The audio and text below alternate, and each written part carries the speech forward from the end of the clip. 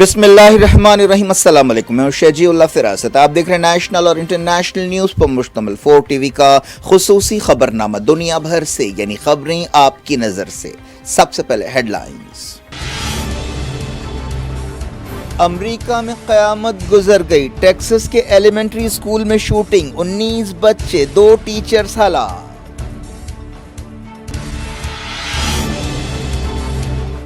حملہ آور کو گولی مار دی گئی، بائیڈن نے کی گن لابی پر تنقید، کہا عوام اٹھ کھڑے ہوں۔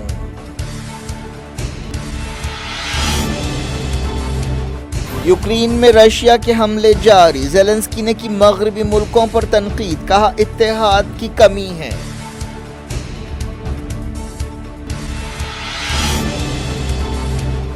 اسرائیلی فوج نے نابلس میں فلسطینی بچے کو ہلاک کر دیا، مزار یوسف کے قریب احتجاجیوں اور پولیس میں جھڑپیں۔ ترک وزیر خارجہ یروشلم پہنچے، یائر لاپڈ نے کہا اسرائیل ترکی تعلقات کا نیا دور شروع ہو رہا ہے۔ پاکستان میں عمران خان کے حامیوں اور پولیس کے درمیان جھڑپیں، 1000 سے زیادہ پی ٹی آئی کارکن گرفتار۔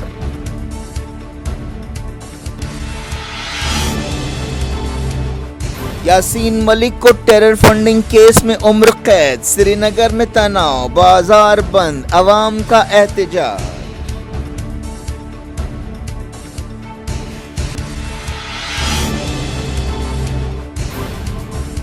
کپل سبل نے کانگریس چھوڑ دی، سماج وادی پارٹی کی مدد سے راجیہ سبھا کے لیے امیدوار، کہا آزاد آواز بنوں گا۔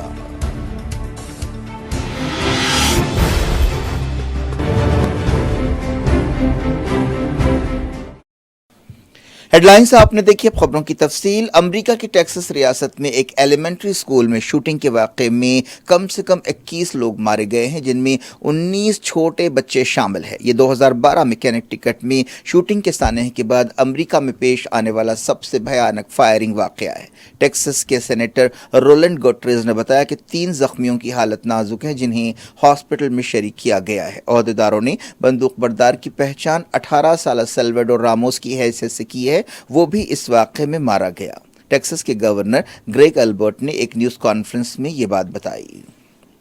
مرنے والوں میں 19 بچے اور 2 ٹیچرز شامل ہیں۔ یہ واقعہ راب ایلیمنٹری اسکول میں پیش آیا۔ مرنے والے بچوں کی عمر 7 سے 10 سال کے بیچ ہے۔ اس سے پہلے 2012 میں کنیکٹیکٹ کے ایک اسکول میں پیش آئے فائرنگ واقعے میں 20 بچے اور 6 دوسرے لوگ مارے گئے تھے۔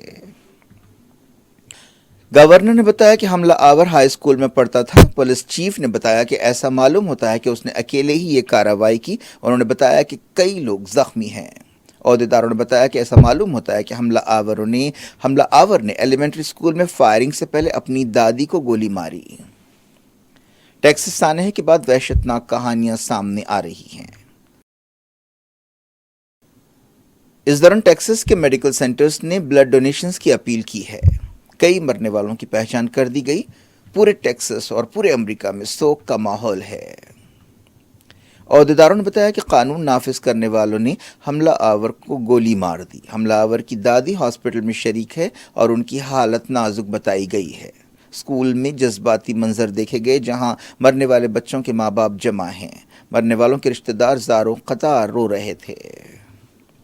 ٹیکساس کے جس ٹاؤن میں یہ واقعہ پیش آیا وہ ایک چھوٹا سا قصبہ ہے جس کی آبادی صرف 15,000 ہے۔ گورنر نے بتایا کہ حملہ آور راموس نے اپنی 18ویں سالگرہ پر بندوقیں خریدی تھیں۔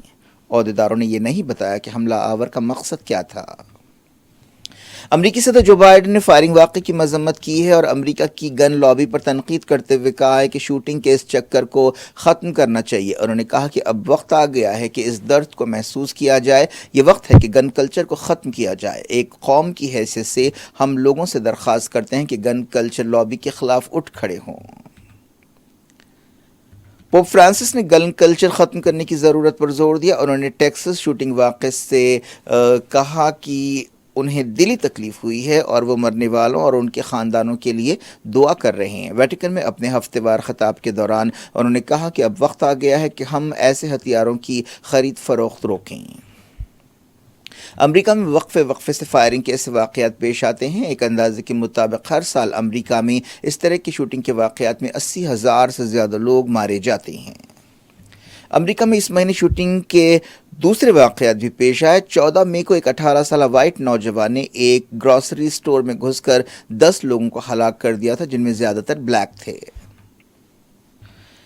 بات یوکرین کے صدر وولڈیمیر زیلنسکی نے کہا ہے کہ مغربی ملکوں میں اتحاد کی کمی ہے۔ انہوں نے ہتھیاروں کی سپلائی اور دوسرے معاملات پر نیٹو اور مغربی ملکوں میں اختلافات کا حوالہ دیا۔ زیلنسکی نے مطالبہ کیا کہ رشیا سے مقابلے کے لیے یوکرین کو مزید ہتھیار دیے جائیں۔ انہوں نے ورلڈ اکنامک فورم کے دوران ایک بحث میں حصہ لیتے ہوئے کہا کہ میرا سوال ہے کہ کیا عملاً اتحاد ہے؟ مجھے تو اتحاد نظر نہیں آ رہا ہے۔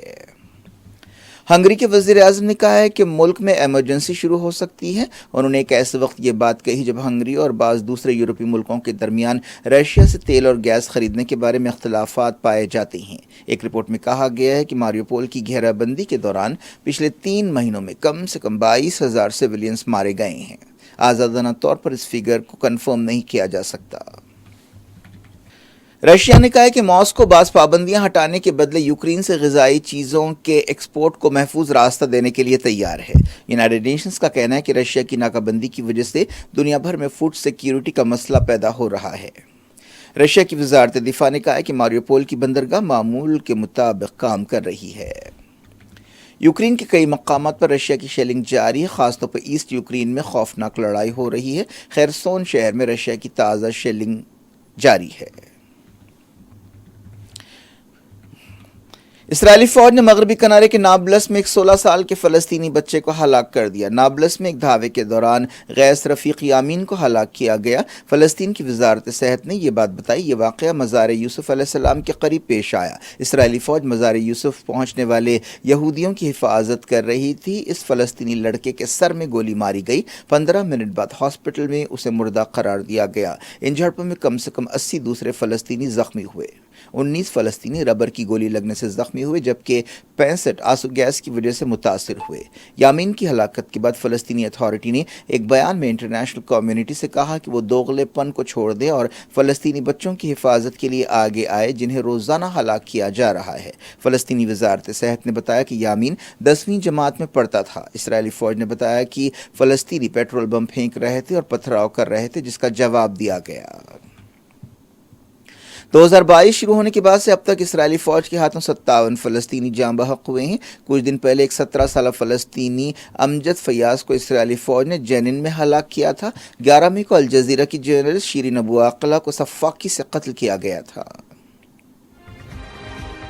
جاری رکھتے ہیں انٹرنیشنل نیوز کے سلسلے کو۔ اسرائیل اور ترکی کے درمیان تعلقات میں گرم جوشی دیکھی جا رہی ہے۔ اسرائیلی وزیر خارجہ یائر لاپڈ نے ترکی کے وزیر خارجہ میوlut کاوسوگلو سے یروشلم میں ملاقات کی۔ اس موقع پر انہوں نے کہا کہ اسرائیل ترکی کے ساتھ تعلقات کا نیا دور شروع کر رہا ہے۔ یائر لاپڈ نے ترک وزیر کے ساتھ ایک پریس کانفرنس سے خطاب کرتے ہوئے کہا کہ ہمارا مقصد دونوں ملکوں کے درمیان معاشی اور سویلین تعاون بڑھانا ہے تاکہ کاروبار کو آسان بنایا جائے، عوام سے رابطے کو بڑھاوا دیا جائے جس سے دونوں ملکوں کو فائدہ ہوگا۔ ترکی اور اسرائیل دونوں کچھ عرصے سے تعلقات میں سدھار کی کوشش کر رہے ہیں۔ کاوسوگلو اسرائیل کے 2 دن کے دورے پر ہیں۔ 15 برسوں میں ترک وزیر کا یہ پہلا دورہ اسرائیل ہے۔ کاوسوگلو نے کہا کہ ترکی اور اسرائیل کے درمیان تعلقات سے اسرائیلیوں اور فلسطینیوں کے درمیان امن قائم کرنے میں مدد ملے گی۔ اس دوران کاوسوگلو نے فلسطینی اتھارٹی کے وزیر خارجہ ریاض المالکی سے بھی مغربی کنارے میں ملاقات کی۔ انہوں نے فلسطین کاز کے لیے ترکی کی تائید کا یقین دلایا۔ سعودی عرب کے وزیر خارجہ فیصل بن فرحان نے اسرائیل کے ساتھ تعلقات معمول پر لانے کے تعلق سے سعودی عرب کی پوزیشن کو دہرایا۔ انہوں نے کہا کہ ہماری پالیسی میں کوئی تبدیلی نہیں آئی ہے۔ وہ ڈیووس میں ایک پروگرام سے خطاب کر رہے تھے۔ انہوں نے کہا کہ سعودی عرب اسرائیل کے ساتھ تعلقات قائم کرنا چاہتا ہے۔ اس سے پوری دنیا کو، خاص طور پر خطے کو فائدہ ہوگا، لیکن پہلے فلسطین کا مسئلہ حل ہونا چاہیے۔ سعودی کراؤن پرنس محمد بن سلمان نے امریکی کانگریس کے بعض اہم ارکان سے ملاقات کی۔ اس موقع پر آپسی دلچسپی کے مسائل اور معاملات پر بات چیت کی گئی۔ اس ڈیلیگیشن میں پرنس اسٹیورٹ، لیزا میکلین اور گائے ریشالر شامل تھے۔ میٹنگ کے دوران کراؤن پرنس نے آپسی تعلقات کا جائزہ لیا۔ اس موقع پر امریکہ میں سعودی عرب کی سفیر ریما بنت بندر اور سعودی عرب کے مملکتی وزیر خارجہ عادل الجبیر بھی موجود تھے۔ انسانی حقوق کی عالمی تنظیموں نے سعودی عہدیداروں سے کہا ہے کہ وہ بحرین کے 2 شہریوں کی سزائے موت پر عمل نہ کرے جنہیں دہشت گردی کا قصوروار پایا گیا ہے۔ سعودی عہدیدار ایسا کہا جاتا ہے کہ کسی بھی وقت بحرین کے جعفر محمد سلطان اور صادق مجید کو سزائے موت دے سکتے ہیں۔ انسانی حقوق تنظیموں نے کہا ہے کہ ان کے ساتھ انصاف کے تقاضوں کے مطابق مقدمہ نہیں چلایا گیا۔ ایران کے سپریم لیڈر سید علی خامنائی نے ایران کے مسائل سے نمٹنے کے لیے قربانی، شہادت، جہاد اور سنجیدگی کی ضرورت پر زور دیا ہے۔ انہوں نے تہران میں ارکان پارلیمنٹ سے خطاب کرتے ہوئے یہ بات کہی۔ خامنائی نے 1982 میں خرم شہر کی آزادی کا ذکر کیا اور کہا کہ اس شہر کی آزادی نے تلخیوں کو مٹھاس میں بدل دیا تھا۔ صدام حسین کے عراق نے خرم شہر پر قبضہ کر لیا تھا، لیکن 2 سال بعد ایرانیوں نے اس شہر کو دوبارہ حاصل کیا تھا۔ پاکستان کے دارالحکومت اسلام آباد کے قریب عمران خان کی تحریک انصاف پارٹی کے حامیوں اور سیکیورٹی فورسز کے درمیان جھڑپیں ہوئیں۔ اجازت نہ دینے کے باوجود عمران خان کی پارٹی نے ریلی نکالنے کی کوشش کی، جس کے دوران یہ جھڑپیں ہوئیں۔ پنجاب صوبے میں پولیس نے آنسو گیس کے شیلز چھوڑے اور پی ٹی آئی کارکنوں نے ہائی ویز پر رکاوٹیں ہٹانے کی کوشش کی۔ لاہور میں سینکڑوں لوگوں کو تتر بتر کرنے کے لیے آنسو گیس شیلز چھوڑے گئے۔ احتجاجیوں نے سیکیورٹی فورسز پر پتھراؤ کیا اور نہ پھٹنے والے آنسو گیس شیلز دوبارہ پولیس پر پھینکے۔ 1000 سے زیادہ پی ٹی آئی کارکنوں کو الگ الگ مقامات پر دھاوے کرتے ہوئے گرفتار کیا گیا۔ پی ٹی آئی نے اسے آزادی مارچ کا نام دیا ہے۔ پی ٹی آئی مطالبہ کر رہی کہ فوری پارلیمنٹ ڈیزالو کی جائے اور نئے الیکشنز کرائے جائیں۔ پی ٹی آئی کے کئی لیڈرز کو گرفتار کر لیا گیا، جنہیں بعد میں رہا کیا گیا۔ P T I leader Imran Khan نے کہا ہے کہ انہیں اسلام آباد ڈی چوک پر پہنچنے سے کوئی نہیں روک سکتا۔ وزیر اعظم شہباز شریف نے کہا کہ دھرنوں کی سیاست کی وجہ سے پاکستان کی معیشت کو نقصان ہو رہا ہے۔ ایسی خبریں بھی ہیں کہ لانگ مارچ روکنے کے تعلق سے ایک ڈیل ہو گئی ہے۔ سمجھوتے کے مطابق لانگ مارچ نہیں ہوگا، لیکن صرف جلسہ ہوگا۔ نارتھ کوریا نے کم سے کم 3 نئے بیلسٹک میزائلز کے تجربے کیے ہیں۔ ساؤتھ کوریا نے یہ بات بتائی۔ یہ تجربے ایک ایسے وقت ہوئے ہیں جب ایک دن پہلے ہی جاپان میں کوارڈ ملکوں کی چوٹی کانفرنس ہوئی۔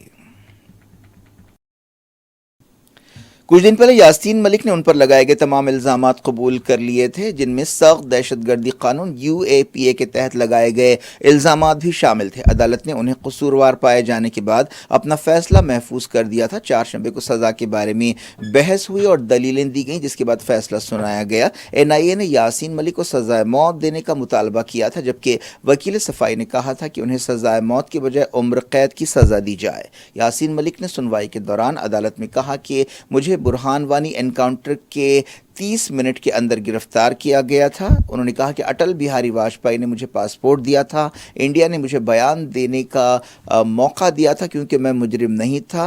یاسین ملک نے کہا کہ 1994 میں ہتھیار چھوڑنے کے بعد سے میں مہاتما گاندھی کے اصولوں پر عمل کر رہا ہوں، تب سے میں نے عدم تشدد یا نان وائلنس کی سیاست کی ہے۔ یاسین ملک نے بحث کے دوران کہا کہ انہوں نے 7 پرائم منسٹرز کے ساتھ کام کیا ہے۔ انہوں نے انڈین انٹیلیجنس ایجنسیز کو چیلنج کرتے ہوئے کہا کہ وہ بتائیں کہ کیا پچھلے 28 سال میں دہشت گردی کی کسی بھی سرگرمی میں شامل رہا۔ انہوں نے کہا کہ وہ سیاست کو چھوڑنے اور سزائے موت کا سامنا کرنے کے لیے تیار ہیں۔ 10 مئی کو یاسین ملک نے عدالت کو بتایا تھا کہ وہ الزامات سے انکار نہیں کر رہے ہیں۔ NIA کے وکیل نے عدالت کو بتایا کہ یاسین ملک کشمیری پنڈتوں کے بے گھر ہونے کے لیے ذمہ دار ہیں۔ یاسین ملک کو سزا سنائے جانے سے پہلے سری نگر میں عملاً بند رہا۔ دکانیں، کاروباری ادارے بند تھے، لیکن سڑکوں پر گاڑیاں معمول کے مطابق چلیں۔ سری نگر میں بعض جگہ احتجاج بھی کیا گیا اور تناؤ دیکھا گیا۔ اس دوران بارامولہ میں ایک انکاؤنٹر میں 3 ملیٹنٹس ہلاک ہوئے۔ کانگریس لیڈر کپل سبل نے اعلان کیا ہے کہ انہوں نے 16 مئی کو پارٹی سے استعفیٰ دے دیا ہے اور اب وہ راجیہ سبھا میں ایک آزاد آواز بننا چاہتے ہیں۔ انہوں نے سماج وادی پارٹی کی مدد سے راجیہ سبھا کے آنے والے الیکشنز کے لیے نامینیشن داخل کیا۔ اس موقع پر SP چیف اکھلیش یادو اور senior party leader Ram Gopal Yadav بھی موجود تھے۔ کپل سبل نے نامینیشن داخل کرنے کے بعد کہا کہ میں اکھلیش یادو، اعظم خان اور پروفیسر رام گوپال یادو کا شکریہ ادا کرتا ہوں جنہوں نے میری مدد کی ہے۔ میں اب کانگریس کا لیڈر نہیں ہوں، میں نے 16 مئی کو استعفیٰ دے دیا ہے۔ میں راجیہ سبھا میں کسی پارٹی کے بغیر UP کے لیے آواز اٹھاؤں گا، میں ہر ناانصافی کے خلاف آواز بنوں گا۔ اس سے پہلے ایسے اندازے لگائے جا رہے تھے کہ کپل سبل SP ٹکٹ پر راجیہ سبھا کے الیکشن لڑیں گے۔ سماج وادی پارٹی کو راجیہ سبھا کی 3 سیٹیں جیتنے کا یقین ہے۔ کپل سبل نے ایک چینل سے بات چیت کرتے ہوئے کہا کہ وہ مانتے ہیں کہ اعظم خان کے ساتھ ناانصافی ہوئی ہے۔ انہوں نے کہا کہ وہ کانگریس کے بارے میں زیادہ کچھ کہنا نہیں چاہتے. 30-31 سال کا تعلق توڑنا آسان نہیں ہے.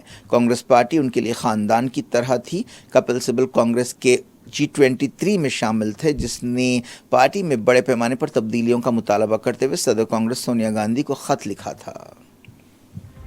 کیا کچھ ہو رہا ہے آپ کی دنیا میں؟ آخر میں ہیڈ لائنز دنیا بھر سے ایک بار پھر دیکھتے ہیں.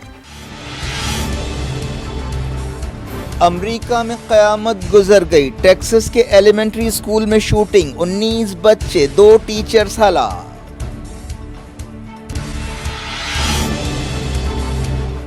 حملہ آور کو گولی مار دی گئی. بائیڈن نے کی گن لابی پر تنقید، کہا عوام اٹھ کھڑے ہوں.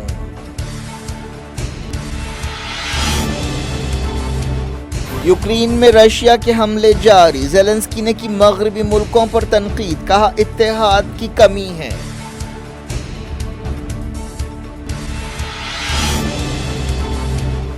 اسرائیلی فوج نے نابلس میں فلسطینی بچے کو ہلاک کر دیا. مزار یوسف کے قریب احتجاجیوں اور پولیس میں جھڑپیں. ترک وزیر خارجہ یروشلم پہنچے. یائر لاپڈ نے کہا اسرائیل ترکی تعلقات کا نیا دور شروع ہو رہا ہے. پاکستان میں عمران خان کے حامیوں اور پولیس کے درمیان جھڑپیں. 1000 سے زیادہ پی ٹی آئی کارکن گرفتار.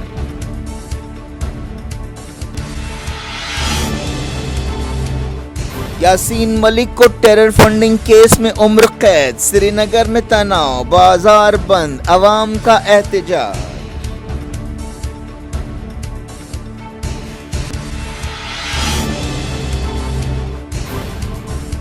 کپل سبل نے کانگریس چھوڑ دی. سماج وادی پارٹی کی مدد سے راجیہ سبھا کے لیے امیدوار، کہا آزاد آواز بنوں گا.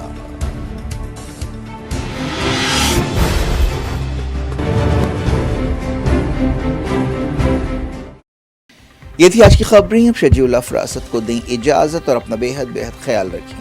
اللہ حافظ.